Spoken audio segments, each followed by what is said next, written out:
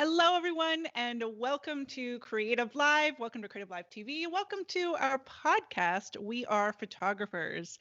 I'm your host, Kenna Klosterman, and we are here live with you every week to bring you our favorite photographers, filmmakers, and industry greats from all around the world in order to connect us, let us not feel alone in our creative journeys, in our business journeys, in our life journeys.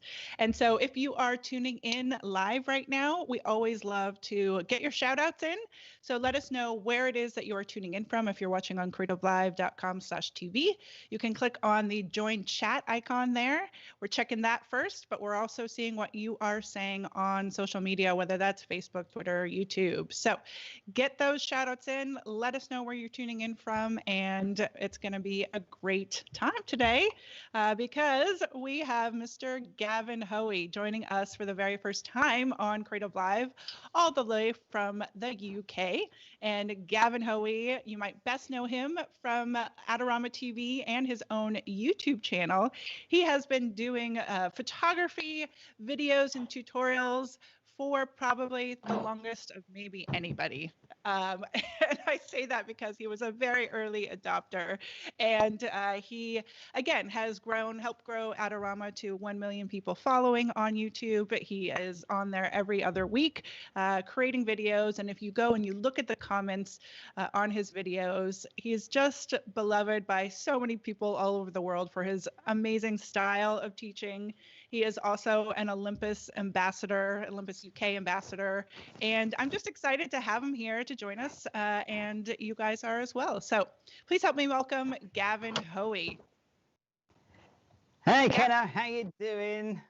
I'm doing great. I'm doing great. Super excited to have you on Creative Live finally after many, many, many years. It's been a while. I've been watching Creative Live for a long time, so this is really strange for me. It's really exciting. So yeah, thank you so much for having me. This is great. Awesome. Well, I want to look over and see where people are tuning in from. We've got John in Philly. We have Medikong Emmanuel, who's joining us from Lagos, Nigeria, and this is his first time joining us. We have Cooley from Indiana, Monica from Austin, Robert also from Texas. We've got another person from Rome, Italy, Michelle Moore in Australia. Love it. Roy Bridgewood, who says, Gavin is a great bloke. Well worth a watch. Turkey, Istanbul, Alpharetta. This is my favorite part, Gavin. And Roy, you must also be a bloke in the UK because we all say that all the time in the UK. We call everybody blokes. Oh, that's fantastic, isn't it? It's really good. I mean, at the moment, everybody's stuck at home, or at least everybody I know is stuck at home. So it's really nice on these lives to actually reach out and meet people from all over the world. It's incredible. It is. It really is. And that's, that is the joy. It is, as we are recording, it is, where are we? We're in January still of 2021. And yet we're still dealing with the pandemic. And I know you're in the UK and you're in full lockdown. So not that I want to, harp on this, but how are you faring? How are you doing? I would say on the one hand, you're fortunate in that you are creating videos, which you can do from your little studio where you are. But, that's a challenge too. So how are you doing? I'm doing okay, all things considered. I don't think you can go much stronger than I'm doing okay at the moment, because I don't think anybody's doing awesome. We're doing what we can. Yeah, so at the moment in the UK, let's start on a really cheery note. We're all locked down. On a cheery note, we're all fine. Everybody's doing okay in my little bubble here. I'm still working, so that's fantastic. I have been super lucky during the whole pandemic thing, because I was already working from home, which made me slightly socially isolated already, which was kind of ahead of the curve, I guess. But it's actually worked out all right. We're still making content. I'm still working with Adorama. Adorama have been phenomenal, and not just the company, but everybody behind the scenes as well. It's really nice to have some continuity, to have that sort of every 2 weeks I'm making videos. I'm getting to talk to Adorama, and I'm getting to see comments from the viewers. It's lovely to have a bit of consistency in your life. So yeah, doing all right. You know, like you said, like I'm okay today, or what, what have you, but yet like your enthusiasm still, makes us all feel good and comes through. And again, I think that part of what I guess I want to flip it and say, what do you think has made you be able to be creating videos for 12 years on your own channel, many 8, 9 years with Adorama? Like, okay, well, maybe before you go there, because that's kind of a tough question perhaps to ask. You can ask that. But well, okay, so let's talk to that. What do you think has kept you going this whole time? It's a good question, because it is really, really hard. So yeah, I think it's 13 years I've been making YouTube videos. I think this is my 13th year. 9 years with Adorama. But before that, if you go back before that, I was making video tutorials for magazine cover discs. Anyone remember those? Remember magazines had little CDs on the front? This is literally when you that's in your bio, and I didn't say it out loud because I was like, okay, I'm going to ask him about this. Like, I didn't know what you meant by cover discs. Like, yeah. What is he talking about? Oh, you're too young, Kenna. You wouldn't remember. No, I'm not. I'm not. Once I figured out what you meant, I was like, oh yeah, but what are cover discs? Yeah, okay, for the younger audience that don't remember these sorts of things, back in the day, I used to write for a magazine called Digital Photo Magazine, which was, I think, one of the top 2 magazines in the UK. And I started writing for them, I think it was about 2000, 2001, and they were basically Photoshop or Paint Shop Pro magazines. Paint Shop Pro. I know. So I used to write a written tutorial and make a screen recording of a technique. And I did that every month for 16 years. And back in my early days, I'd actually make them in Photoshop Elements, and then the same tutorial in Paint Shop Pro. I mean, it was nuts, and it was really hard back then. So back then, none of the technology that you're looking at or listening to right now existed. It just wasn't a thing. And I had to work out how to record the screen using some very expensive and very clunky software.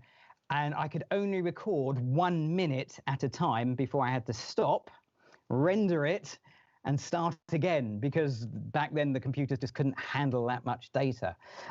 It was nuts. How on earth did I ever make that work? So if you think it's hard to make content now, I've been doing it since 2000, and things have changed vastly. But one thing that really hasn't changed is learning. People still want to learn. So there is always new people coming in.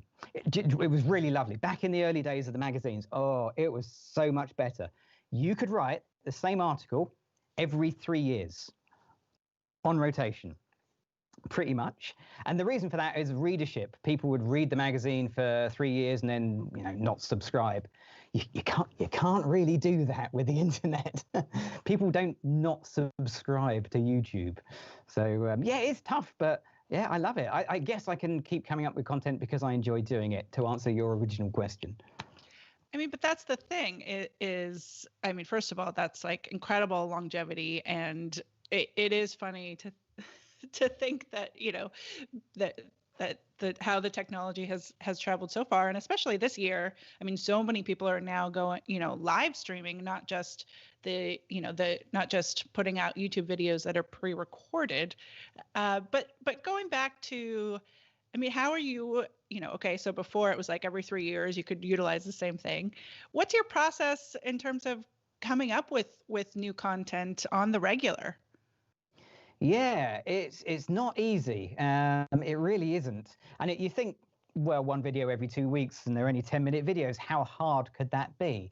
It's really, really challenging to come up with new content that I enjoy doing, because one of the fantastic things about working with Adorama is they just don't tell me what to do. They really do give me a blank canvas of use our products, make us a video, get it in on time, and that's kind of more or less what the contract says with them, I guess.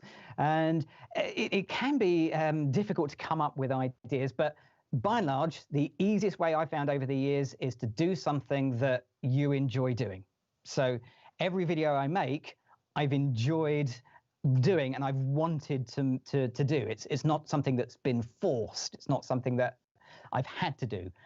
But to clarify that, there are days where it is impossible. I can sit at my computer for hour after hour, making Pinterest boards of absolutely nothing and thinking, well, that's it. I don't think I can make another video. I think that's it. I'm done.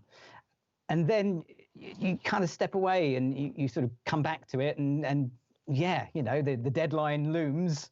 And it's amazing what having a deadline and bills to pay will do for your creativity. It really does make you to focus in. So yeah, I do it because I love it, and I make the stuff that I love. Well, I think that is really, like you said, what comes through is the when you have the enthusiasm and love for what you're doing, then that energy actually travels through the screen to the people. Gavin, I'm watching so many comments come in that people are just, you know, your fans, and I know you don't like to talk about yourself. It is my least favorite subject. Yes, it really is. Which is ask me anything about here. The technical bits, but no, of course, yeah, that's fine. Yeah, it's a very British thing, you know. That's talking about yourself is it's not uncomfortable. It's just as people who have seen my content will know that I tend to talk about. The technical bit is what I'm most comfortable talking about. That definitely is my area of enjoyment. I like seeing people learn from what I'm doing rather than necessarily what I've done, if that makes sense. It's yeah, it's an odd world that we live in when you're on YouTube, because people watch the videos and they think they kind of know me, and they know that, but that's not quite. That's a little snippet of my life. A 10-minute YouTube video can take me a week to plan, shoot, edit, and finish. A lot of stress and strain can go into that. Oh, absolutely. And people don't see that part necessarily. Like, even if we kind of know that it's happening. So what is, I don't want to ask you your deepest and darkest secrets, but let's go back then to young Gavin, pre-creating tutorials for cover discs. Where Can we go back where that did you? far? That's a Yes. long. That is a long way back, Kenna. You're talking many years. But go on. You're going to head back to my early photography days, hopefully. Well, or even pre-photography. Like, where did you grow up? What were you interested in as a kid? I mean, you talk about liking the technical, liking to figure out how to break down and explain the technical aspects to people. Like, were you into like engineering stuff as a kid? Like, tell me about. Yeah, young Gavin. Oh, so the really early years. So if we want to go back that far, the technology was something that I actually hooked onto fairly early, and I was quite lucky. So my dad, for reasons I don't understand to this day, bought a Sinclair ZX81. I don't know if they ever made it over to the States, but over in the UK, that was pretty much one of the first consumer computers that you could actually buy for not crazy amounts of money. It had, wait for it now, it had 1K of memory, 1K, yeah. And I worked hard. I did a paper round and I bought a 16K RAM pack that you could stick on the back for an extra 17K in total. And what used to happen back in those days, there were magazines that you could buy, and printed in the magazines were computer programs that you could type in. So you type basic and you sort of, 10 title, 20, go to 10, and that kind of thing. It was basic was a language that I learned off the back of magazines. And what I also learned was that you didn't put it in the first month, because the second month would be the corrections, because they missed a semicolon out somewhere and the program wouldn't work. So I learned to program a ZX81 when I was, crikey, 12, I suppose. And that was kind of my introduction into computing. I went on and bought my own ZX Spectrum. I mean, we're talking cutting edge now, Kenna. We are talking the creme de la creme. Manic Miner, Jetpack. I was awesome at all the computer games back then. So yeah, I had an upbringing in computers. And then I just dropped out of technology. I got a job in a bank. That lasted about 6 months, because the 1980s were a great time to work in a bank. Just dreadful time. Then I got a job training to be an optician, and I spent 4 years doing a correspondence course on that, which basically took over my life. And once I got all that out of the way, I kind of didn't really go back into technology at all. And it wasn't until 97, I suppose, and I got a tiny computer. There was this company called Tiny just up the road from where we live, and they literally built a computer for you. It was quite remarkable. They don't just buy a computer. No, you had to go to a factory where they would build one, and then you could take that home. It was nuts. And yeah, and I got back into computing, and it was exactly roughly the same time that digital imaging was starting to happen. So I got my first digital camera in '99, which was an Olympus 2020Z. Which was a little compact digital camera, brilliant little thing. But before that, I'd been doing getting Kodak to scan my slides onto discs. And I was having a whale of a time. I made some of the worst photos you could possibly imagine in Photoshop. I did some crimes to photography that I should be barred for life from ever touching a computer again. But it was the early days. We were all playing around with stuff. And it just sort of grew from there. I was just in the right place at the right time. The magazine stuff came around because I just had a flash of confidence to say, I can do this. And they were asking for people to write articles. And I just wrote in and said, yeah, I can write a better article than you. I just got lucky. Right place, right time, right technology. Everything just sort of slotted into place. So there you are. That is a potted history of my formative years. But looking back, I mean, I did some dreadful things. And I'm pretty sure, I mean, you've been with CreativeLive a long time. I suspect if you go back and look at the early things, there were some things where we'd look at them and go, we wouldn't do that now. Oh my gosh. Yeah, no, I don't want to go back and look at the early days of me hosting, and, because you start something and you're building it and you don't really necessarily know what you're doing. But, and like you said, technology changes and all of these things, but when you love what you're doing, and there's this part of having to be okay with it being messy, or be okay with it not being perfect, and just allowing for that growth. Are there like, how are you with regard to like self-criticism, or allowing things to not be perfect? Or I've heard you say that you're, kind of like you edit your own videos, you like to kind of control things. So let's go into that a little bit. Yeah.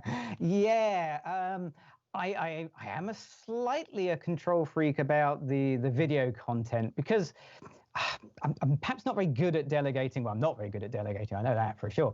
But also, I'm not very good at necessarily getting the ideas over to other people. They're up here. They're in my head. I know, I can see it. I can visualize it. And I can't always get that to happen, but I know roughly what I want to happen. So I do that, but I am my own worst critic. I am terrible. I will edit a video, and maybe it's because when you edit a video, you do spend this huge amount of time watching it in minute detail, and you can hear every time you've said or so. Oh my goodness me. How many times have I started the tape with the word so? Sam, my wife Sam, is usually behind the camera, says, any word but so. Just start with anything, just not so. Okay, no, that's worse. So yeah, I'm very bad at that, and yeah, I'll edit a video. Having seen it so many times, I'm then very much done with the video and done with the photos and moving on as well. I kind of like to look forward. I don't really tend to look back too much because, I mean, goodness me, if you ever get the chance to go back and watch my first video, if you suffer from insomnia, that's the cure. It really is, because it's wooden, it's slow, it's plodding.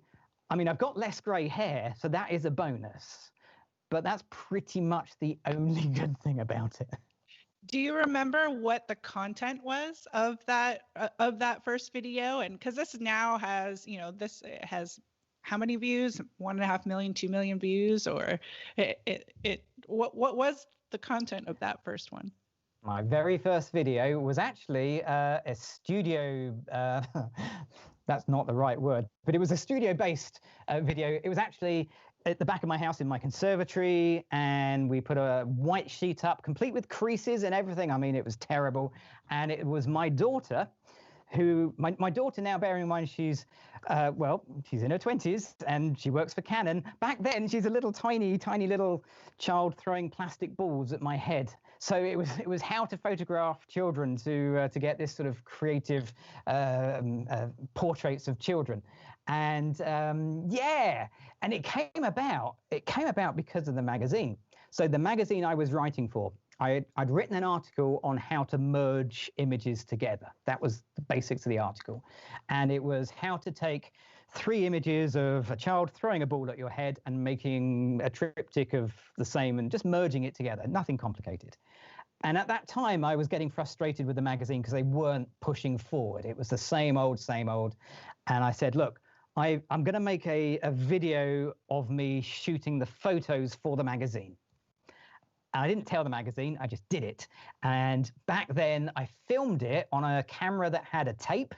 So it was a tape camera. I had to get the tape and ingest it in, and it took me hours and hours and hours. I sent it to the magazine, and they said, oh, no, we don't want that. That's no use to us at all. What are we going to do with that? No one's going to watch that content. No one's going to be interested. They want to see Photoshop tutorials, not photography tutorials. So I put it on this little tiny website called YouTube that no one had heard of. It was 2006, 2007. Yeah, so I put this little video on YouTube and basically I forgot about it. It was like, there you go, get rid of it. It's done something. And it was about a week later, I went and looked and it had 1,000 views. It's like, what? Were there 1,000 people on YouTube then? I don't think there were back then, to be honest with you. It was incredible. There were so few people. So I kind of just put some more videos on. So yeah, I've totally forgotten the question, but there you are. Was there a question in that one? I can't remember. There may have been a question, but now I've forgotten it too, because I got caught on your you mentioning that your daughter now. Oh, well, I think the question was about your first YouTube video, but your daughter works for Canon, and you are, of course, longtime Olympus and Olympus ambassador. Did you? Is that like, how does that work in your relationship? Yeah, it works fine. So Canon, like Olympus, like Nikon, like all of the camera companies that we know are camera companies, they're not. They're much bigger than that. So although she works for Canon, she doesn't work in the camera department. However, if you're in the UK and you have a technical call on networking, you could get to speak to my daughter. You never know. So she's a tech specialist in networking.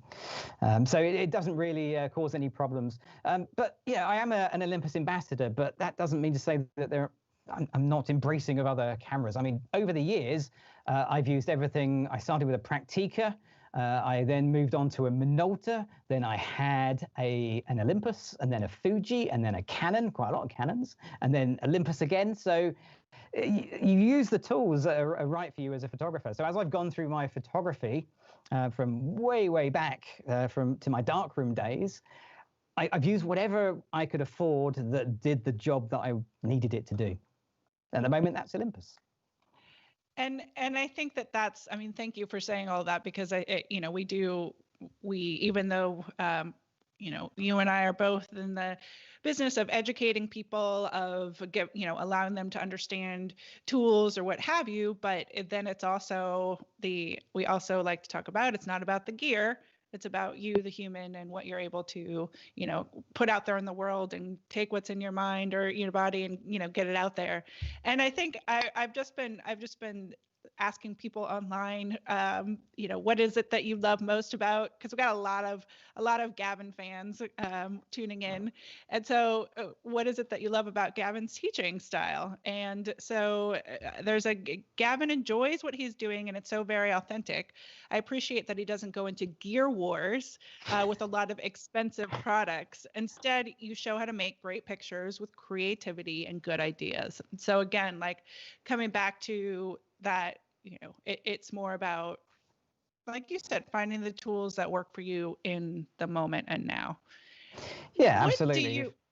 Go on. Yeah, Oh, fire away, I was Kenna. just gonna say, what do you love about teaching? Yeah, it's an odd one, isn't it? Teaching is a strange thing. I had no idea how I ended up doing teaching at all, because I have no qualification in it. I have no background particularly in it.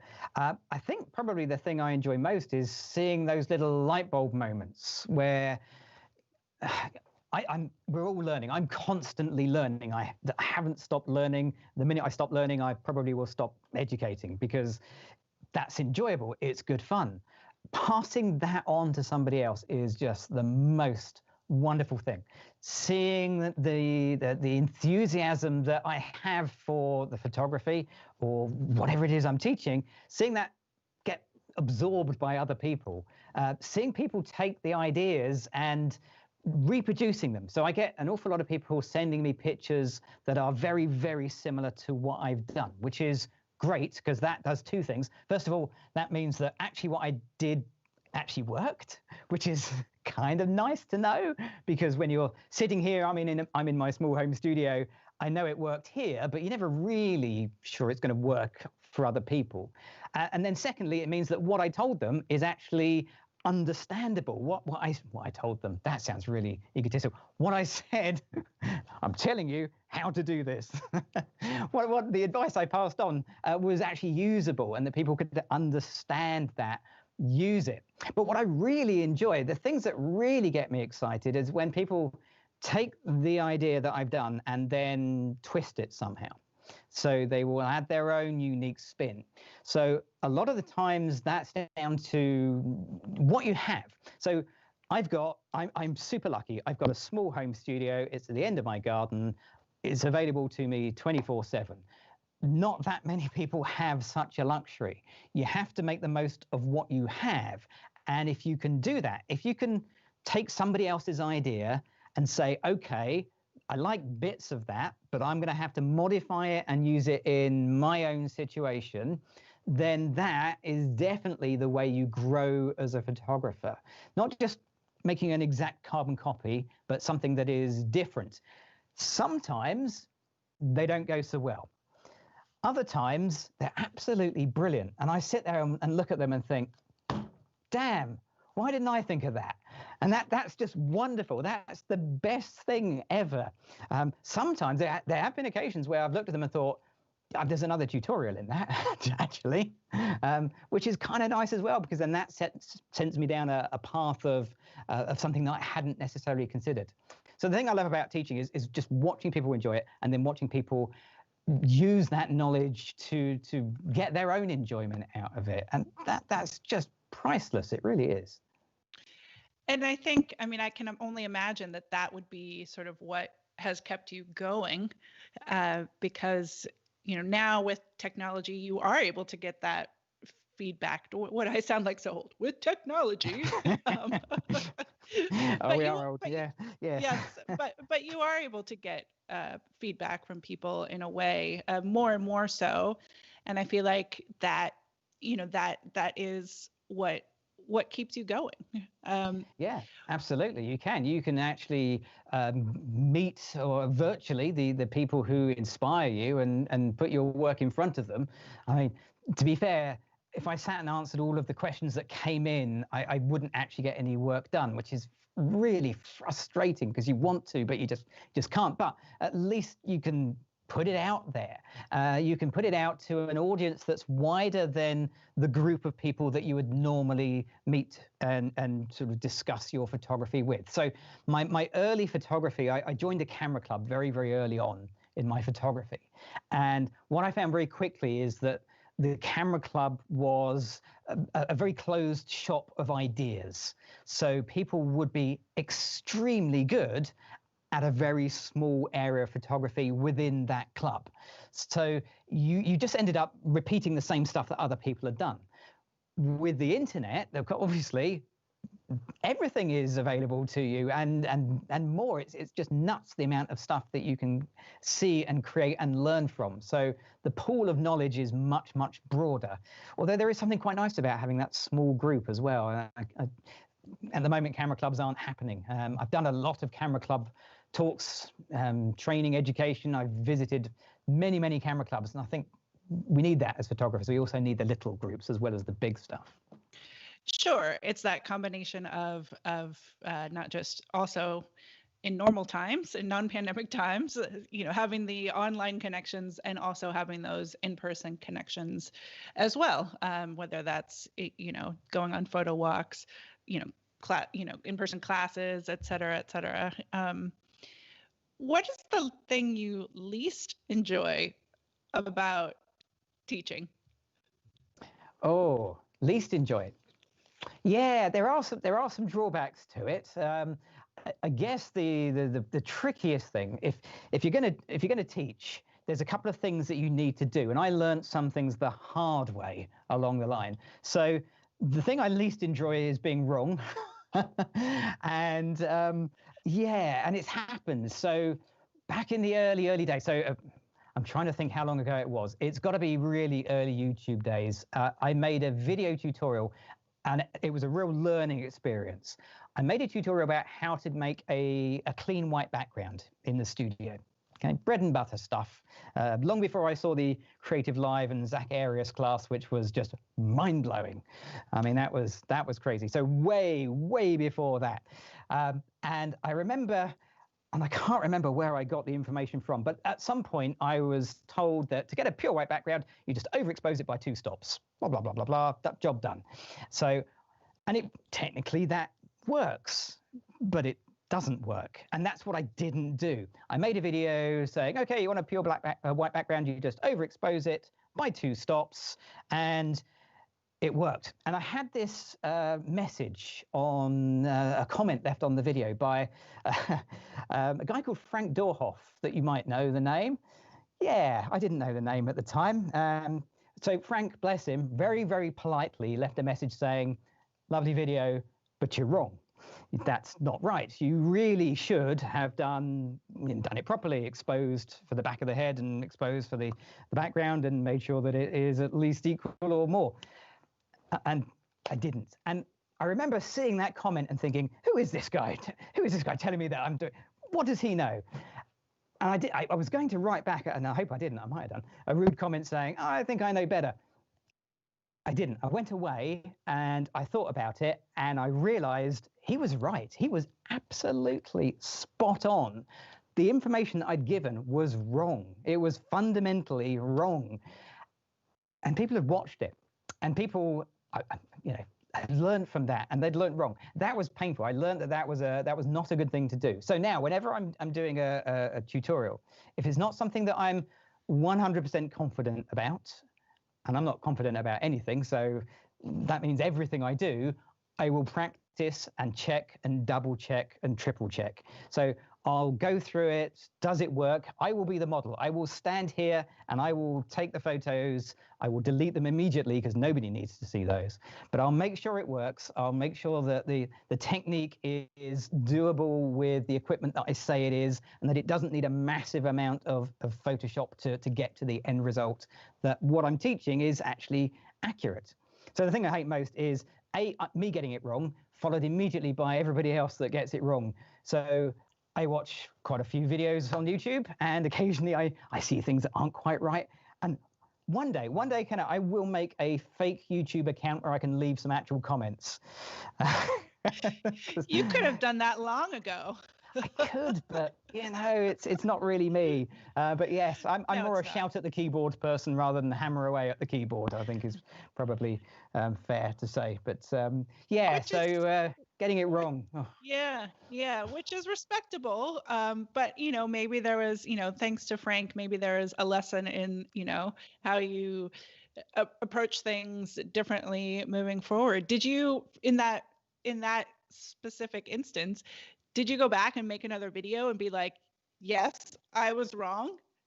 I did. Yeah, absolutely right. I did a couple of things actually to try and put that right. First of all, I did make another video. So I had a random email, New Year's, was it Christmas Eve, one year, Christmas Eve, I got this email from Hasselblad. Hasselblad emailed me saying, do I want to come and try one of their cameras at their studio? It's like, yeah, of course I do.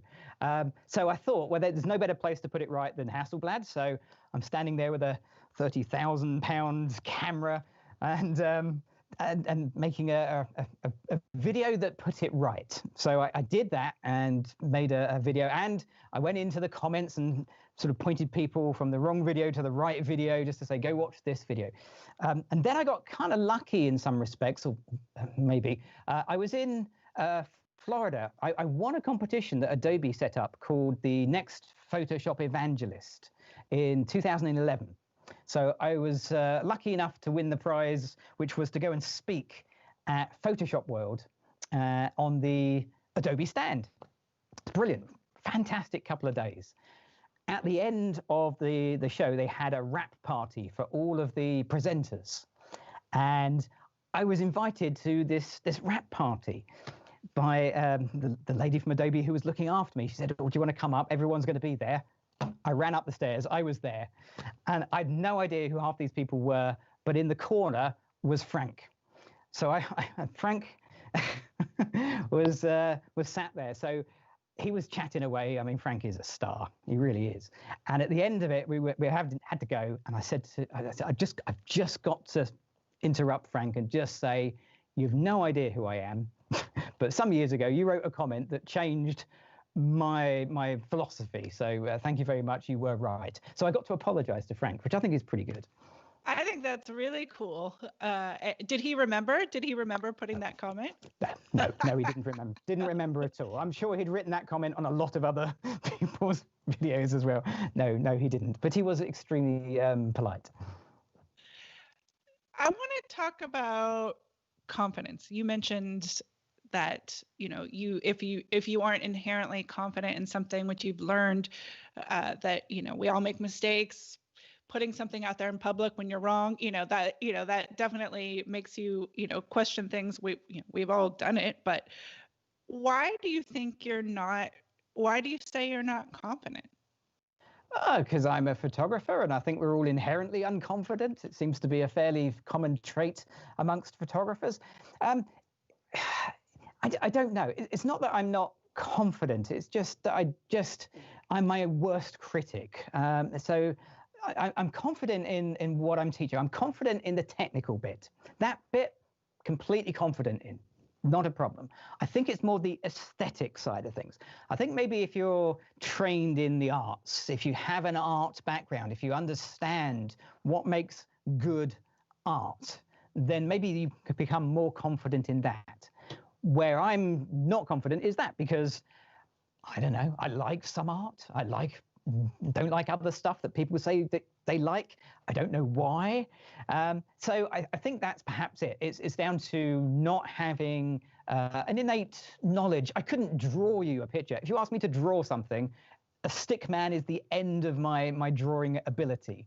It really is bad. So I don't have art in my veins. So I compensate with that with the technical, and I do the best I can, and I'll make my photography, and I'll look at it and I'll say, yeah, I like that. And then I'll look at it tomorrow and I'll say, nah, that's okay. And by the end of the week, having edited it, I'm like, oh, for goodness sake, right, let's just do something else. Let's just move on. I'm sick of that one now. And by the time, because the way it works with the creating videos is I'm always working ahead. So especially at the moment with the pandemic, we worked several months ahead. So when we knew we were going to be locked down, we filmed a whole bunch of videos before lockdown, which makes them a bit weird when you watch them, because I'm not wearing a mask, or I'm not doing the right things for today, because we filmed them in September when everything was different. So you film a whole bunch of things, and then that means they have been on my hard drive for months. So now when I come to look at them, I've moved on. I'm over that. I want to do something else now. Maybe that's it. So maybe it's a lack of artistic knowledge, and maybe it's a lack of attention to sort of, my attention span can be quite short. Interesting. But I think, is there a point then where you are able to just let go of things? Yes. Because you talked about control, but yeah. Can you also let go?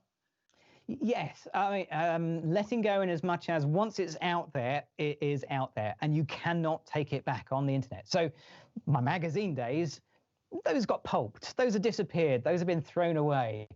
My earliest stuff on the internet is still there.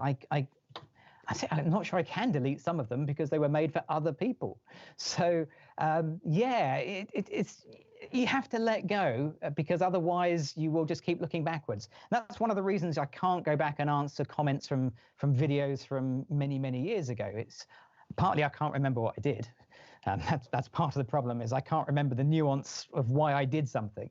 But also you just have to keep going forward, because I've got another video to get out in 10 days time. So, that's my focus now. It has to be what's coming next. It's a tough world being an online person. It really is. And I don't say that from an egotistical point of view. It's just that is modern life.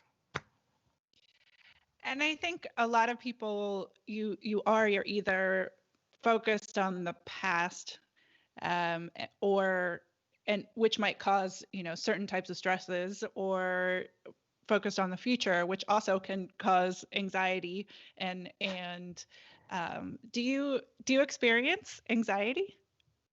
Yeah, yeah, of course, absolutely. Yeah, when I'm getting a creator's block is just the most horrible thing ever, because yeah, you start to think that you just can't think of another idea that either hasn't been done better, or that you haven't done before, or there are some days where you just can't think of anything. It's just like, I just genuinely can't think of anything today. It's just not happening.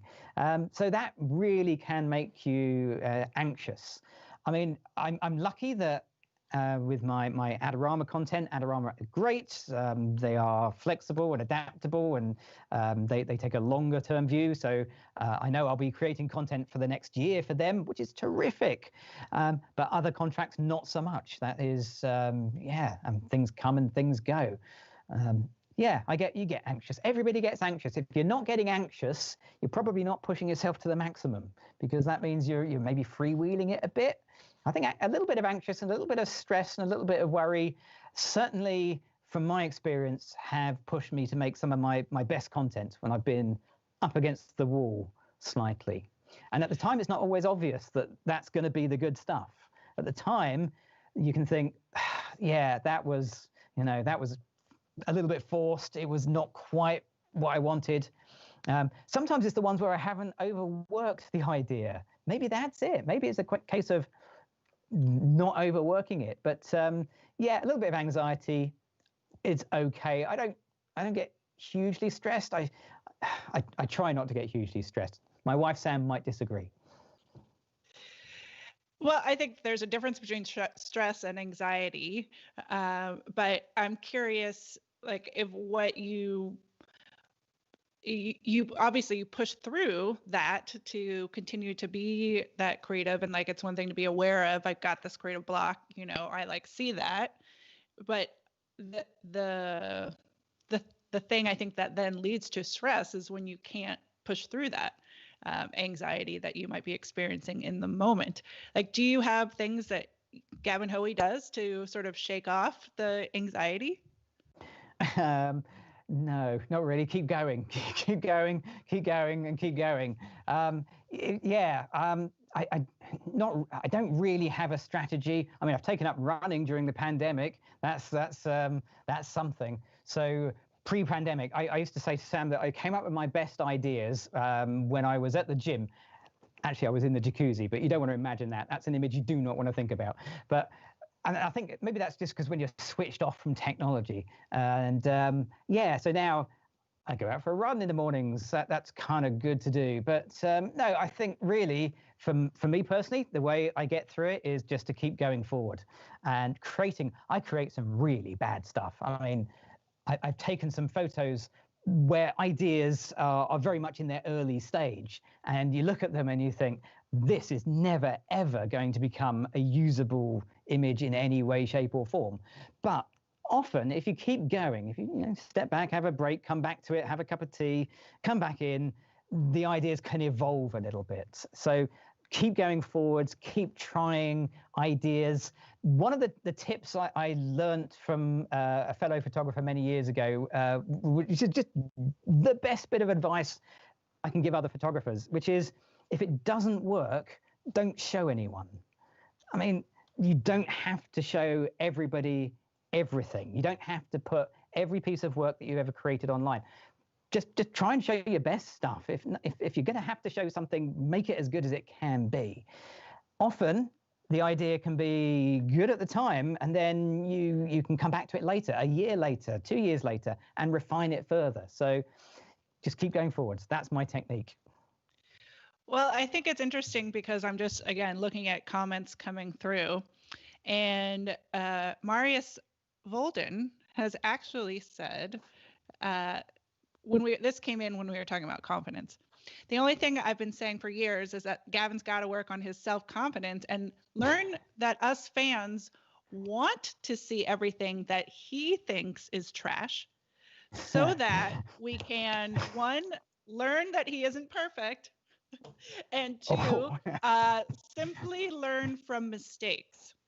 So, and then he goes on to say, I wish he would make a video on how he gets an idea for a video. So there you go. There's a video of you sitting there making boards and, making your mood boards, and how it, putting a camera into your brain and seeing the brain that could work. But we tried that. I think it's an interesting idea.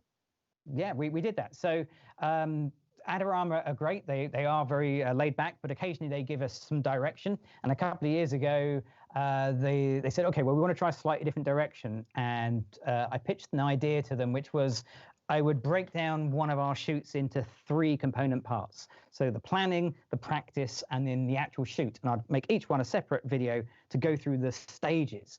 And I really enjoyed doing those. Those were really good because it really did break down the individual elements that aren't seen, warts and all. Sadly, the series wasn't picked up, which was a shame. But there are those videos out there.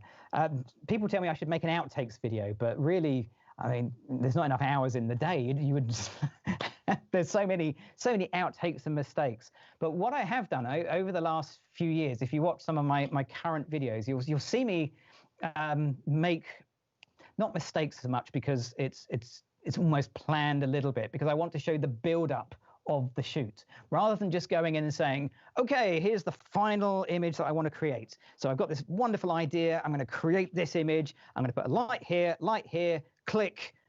Let's do some B-roll. Let's do some music. Let's do some lifestyle.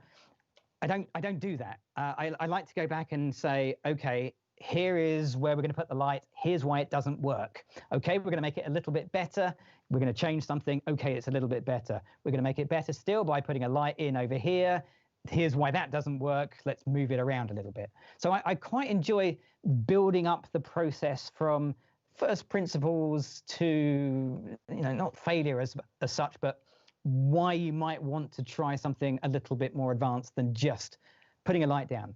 There's nothing worse. If you're an educator, it is great to make videos where you look good, but I'm not sure that necessarily helps anybody to get to that point.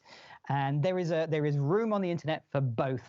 I'm very much of the help you the technical bit rather than the amazing kind of background behind the scenes, I'm amazing, it all worked. So I put a light down and it just worked. That's not reality. That's not how photography works. Wish it did, be a lot easier. If it was that easy, though, then, you know, maybe you wouldn't have had this successful of a career. Yeah, maybe. Yeah, it's because yeah, I it'd mean, be a a lot lot of easier. people, yeah, a lot of people think, oh, photography is easy.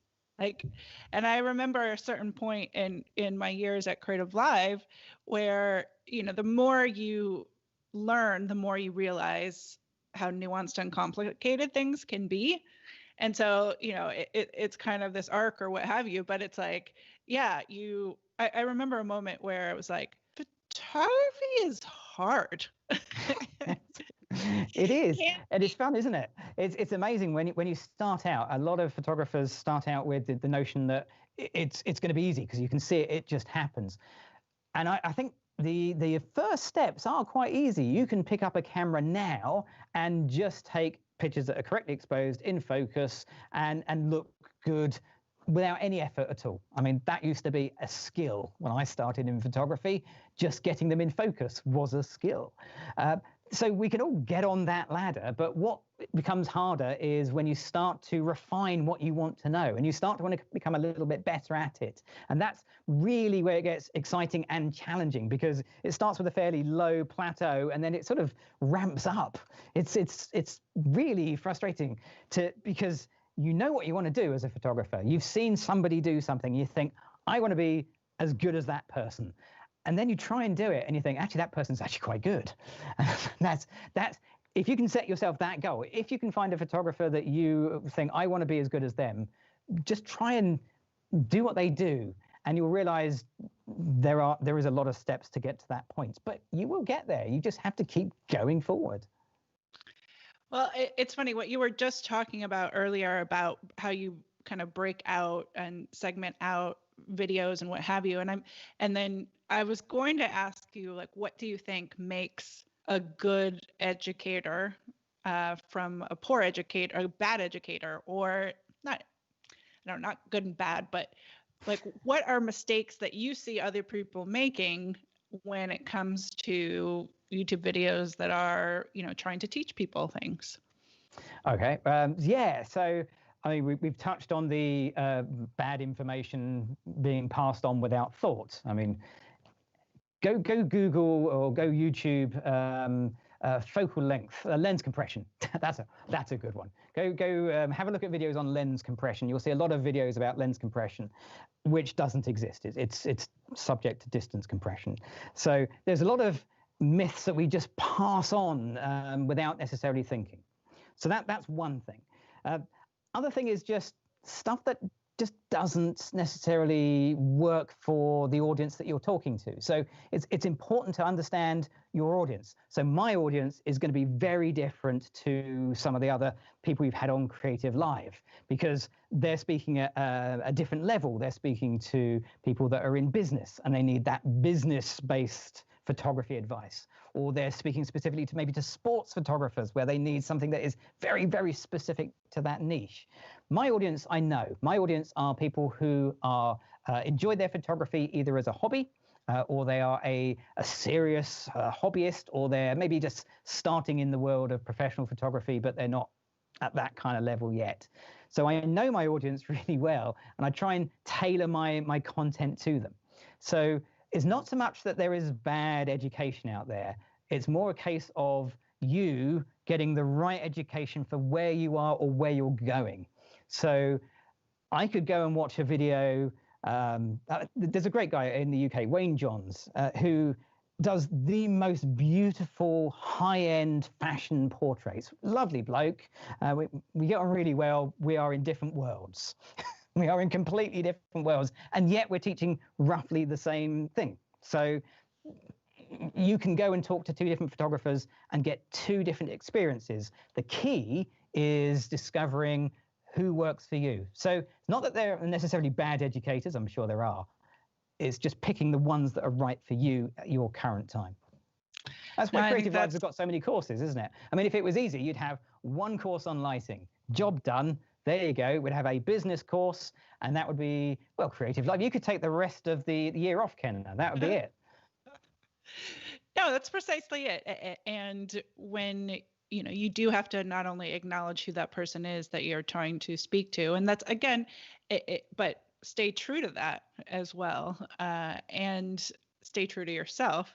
And everybody learns from somebody differently, and is at a different point, in their own process and journey as well. Yeah, absolutely. So I did a great thing a few years ago. I had Mark Wallace. We both know Mark Wallace. He's a wonderful guy, a mutual friend, and he was staying over in my house. He was on his many travels, and he was staying here for a bit. And we decided we would go and do some photography challenges, which was just the most nuts thing we've ever done. Completely random things. But because we're different photographers, challenging two photographers to do the same thing was fascinating. So we did some stuff in my small home studio here, which I nailed because it's my space. I own this space. I know everything. I can set the camera up here, literally blindfold. I think that might have been one of the challenges. Then we went out and did some street photography. So we went down to the streets of Brighton. We've got this place just down the road from us called Brighton. It is the most cosmopolitan part of the UK. Anybody and everybody is there. It is just fantastic for street photography. I am by far the worst street photographer I have ever met. I lack confidence when it comes to, you ask for confidence. I cannot go up to a member of the public in the street and say, can I take your photo? So there's this wonderful video of me hiding behind book stands and with a 300mm lens doing street photography, and then Mark just walking up to strangers in the street and saying, do you mind if I take your photo? And them saying yes. How could he do that? So yeah, photography is a very, very broad church. Well, shout outs to Mark Wallace, who is tuning in and hey Mark. and commenting. He said, what did he say? Something about when we were talking about seeing other people's videos, and he was like, well, the worst thing is when I come up with an idea and then go and see that Gavin has already done that video. Oh, that's true. Yeah, that is true. So I will do the same thing. I'll research other people and see if they've done it better than me. And more often than not, a Mark video will come up or a Daniel video will come up. But even worse is when you Google an idea and then your own photo comes up. And you think, oh, no, wait a minute. Have you done Have that? I done that already? Yeah. I've made hundreds and hundreds, nowhere near as many videos as Mark Wallace has made, but I've made enough videos that when you Google it, occasionally your own content comes back and you've forgotten that you've done it. So it's like, oh, yes, I did do that many years ago. But yeah, there aren't really many new ideas in photography. As photographers, we do feed off each other. And that's not a bad thing because that means we are all learning from each other and we're all taking other ideas and advancing them onwards. So it's not a bad thing to do that. Occasionally, if you're doing quite a basic video, like the white background I did when Frank pulled me up on it, that's not an original idea. You cannot claim that as being your own unique thing. And that's where it becomes difficult to try and make that your own. So the way I do my videos now is I will come up with a final picture in mind. I'll come up with an idea. What do I want to shoot? So the styling, the makeup, the location. And then I'll backwards that to how can I make that into a video? So I'll often do that way around. What sort of pictures do I want to take? How can I make that educational? Or it'll work the other way around. I come up with a simple idea. Let's do Rembrandt lighting. Okay, that's been done. I don't know how many times Mark's done Rembrandt lighting, more than me, I suspect. How can I make mine different to his? So there's two ways of coming at this. Both of them are perfectly valid, and both of them will give you unique pictures. And even if you tried to copy mine or Mark's work, if you do it right, you will make it your own. Well, that's what I was going to say precisely. Like we come back around to we each have our own style. We each have people that we, tend to learn better from for whatever reason, or that we just, the more you learn from somebody, it just, you make this connection with that person in that, you know what you're, you know for you, the humor, the ease of how you explain things, just the charm, the making learning fun, seems to be what is a lot of things that are coming through from the comments that people are making. Should be I'm fun. curious though, like I love the fact that you guys did this street photography and that you were like hiding, because I think I did see that, like hiding behind whatever. Oh, but were you, again, you talked about when you feel anxious about something, or when you're not sure how to do it and you just have to push on and push on and push on. Like, have you taken, well, pre-pandemic, like have you taken steps to try to kind of get better at approaching people on the street, or are you just not interested in that? Because those are two different things. I've come to terms with how I can tackle street photography. And the way I tackle street photography is by not doing it.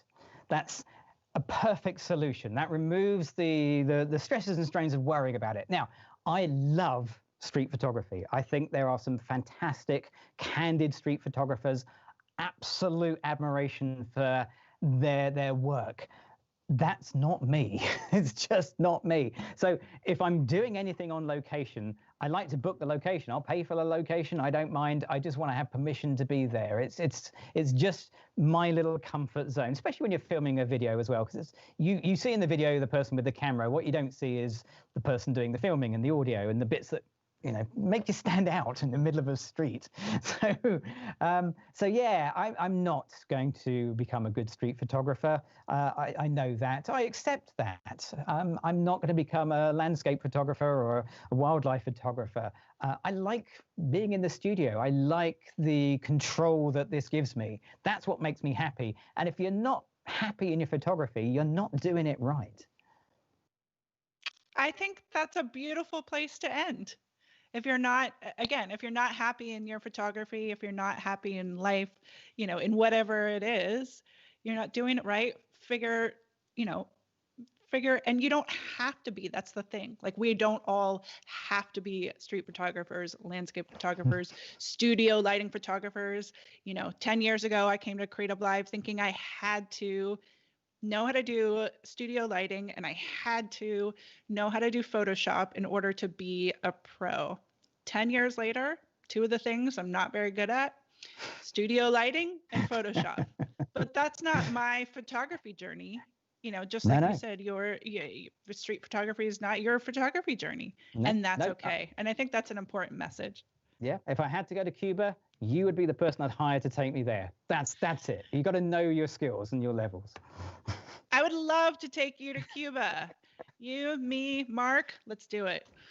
We can film some videos for Adorama. Oh, wait, we already did that. We could go back. We haven't done it. We should do it. That's right. That's right. Gavin, such a pleasure to have you on. And thank you to all of the people who have tuned in and enjoyed this conversation today. Love, again, all of the shout outs from people from all over the world. Where can people find you, follow you in all the various places? You have your own YouTube channel as well. I was going to ask you about the differences between the two, but people can go check it out themselves. How can people stay in touch with you? Yeah, I guess the obvious one for YouTube is going to be Adorama TV. That's where I'm regularly uploading. Yes, I have my own YouTube channel, which is just Gavin Hoey on YouTube. You'll find less there because I spend most of my time making Adorama TV videos, not surprisingly. Instagram is the main place that I put stuff on. So on Instagram, I am the Gavin Hoey. Don't ask me why I'm the Gavin Hoey. Turns out I'm not the only Gavin Hoey in the world. That's shocking. So I am the Gavin Hoey on Instagram, and my website, gavtrain.com. Oh my gosh. Okay. GavTrain. That's what I forgot to ask you. Where did the train part come in the Gav train? Well, it's short. Gav for Gavin, train for training. So. Oh my gosh. And Gavin Hoey's photography training is a bit of a long type. So, yeah. But for me, the train part, I always thought about it like, get on the Gav train. Like, you talk about like, get on the whatever train, get on the Gav train. I didn't think about something it you as don't think training. about. As I didn't really think training. about that at the time. It's short for training. I wanted something short and snappy. That was what was available. I booked it. There you are. Oh my gosh, that's awesome. I'm laughing at myself with the get on the Gab train. Okay. I'm having Thank that as my you. ringtone. Do it again, Ken. We're going to have that as my ringtone. Get on the Gab train. But I have to do the little dance. Maybe it's a GIF. Thank you so much again for joining in. A couple more shout outs. We've got Allie Watto who says Gavin and the best, and Sam. Yes, we love Sam, your wife. She's a part of the team. Thanks, guys. I was late to the party, but hopefully we can watch this again. Everybody, you can watch this again. If you're watching on YouTube, on Facebook, on Twitter for CreativeLive, you can find this there. Again, we're live, so it'll replay. There will also be an audio version of this conversation, which is part of the We Are Photographers podcast. You can go to creativelive.com/podcast, or you can subscribe, rate, and review. Subscribe anywhere that it is that you get your podcast. We would love to hear from you, and I love to hear who people want to see featured on the show as well. So once again, thank you so much, Gavin. It was a pleasure to have you on, and we hope to see you again here on Creative Live. No problem. Thank you very much for having me. Thanks everybody for listening, and yeah, take care.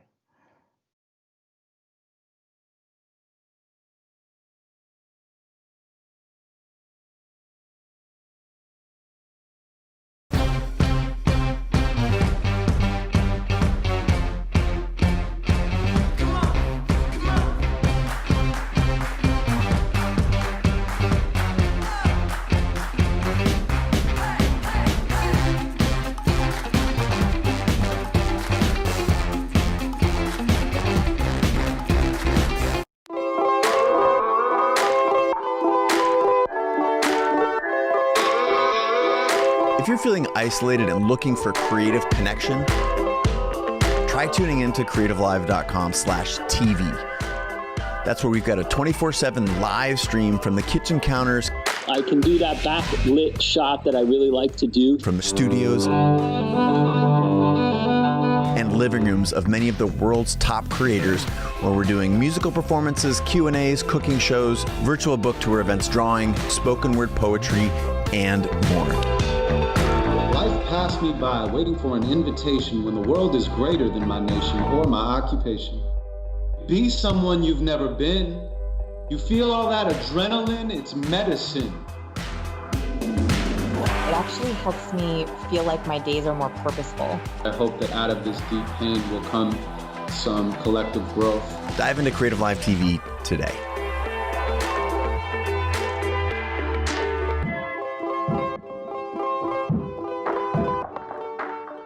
Hey guys, what's up? It's Chase Jarvis, founder and CEO of Creative Live. You all know that we have more than 2,000 classes and more than 10,000 hours of learning, inspirational, and motivational content on the platform. I'm super excited to announce a new experience on Creative Live. It's called Fast Class. You've told us that you're busy and sometimes it's hard to dive into a full class from start to finish. So essentially, we're now giving you a shortened highlight version of our top Creative Live classes. You can always dive into the full class with 5, 10, or 15 hours of great content. But now, if you're just looking to focus on a few of the highlights or want to be able to skip quickly to something that really interests you, you can now get a shortened fast class version of that class. We're also thinking this might be able to help you explore a new craft and save time while doing it. This is a great tool to curate your learning experience to help create the life that you seek. So you're probably thinking, great, how do I access this new experience on Creative Live? That's easy. All you have to do is be a subscriber to the Creator Pass, and then all this is yours.